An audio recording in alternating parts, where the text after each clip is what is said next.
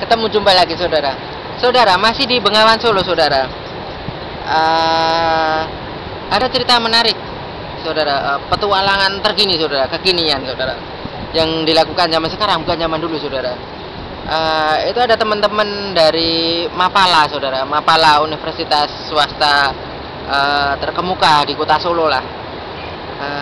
Itu ada teman di sana yang suka berpetualang saudara, dan katanya dia terinspirasi juga dari saya saudara, mengadakan perjalanan-perjalanan seperti itu saudara.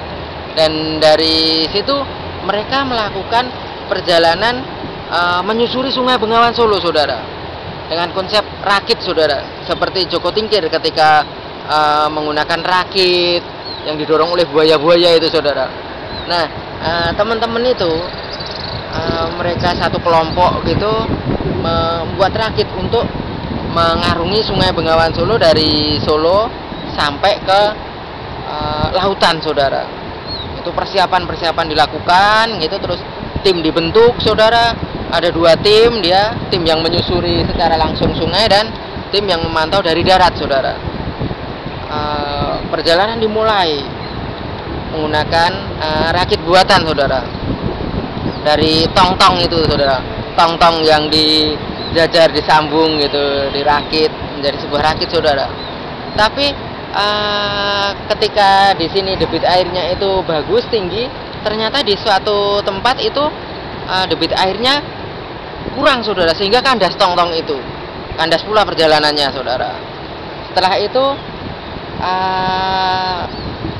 tong itu mungkin ekspedisi yang kedua. Yang pertama mungkin medianya bukan tong bahannya saudara.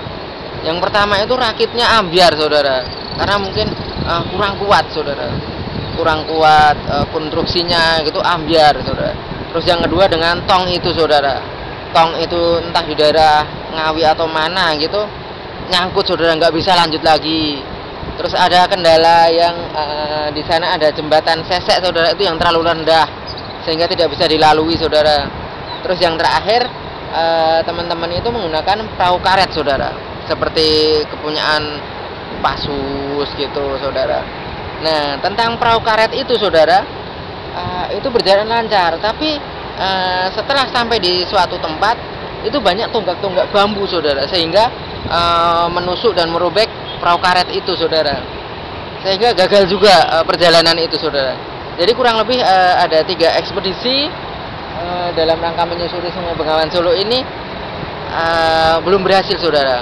Suatu ketika saya berkunjung ke kampusnya saudara, diundang, terus saya melihat di sebuah ruangan gitu ada perahu karet yang rusak-rusak gitu. Saya tanya, "Mas, apakah itu perahu yang kemarin digunakan?" "Iya itu mas, diservis tapi belum selesai-selesai gitu. Ini masih pertanggungjawaban sama organisasi yang kita minta gitu." Saya sangat salut sekali dengan semangat teman-teman itu untuk mencoba berpetualang, memberi makna kepada sungai yang memang bermakna ini saudara. Menurut saya sih sebuah petualangan yang asik dan keren saudara. Bagaimana menurut Anda saudara? Apakah Anda berpetualang mewujudkan keinginan Anda saudara?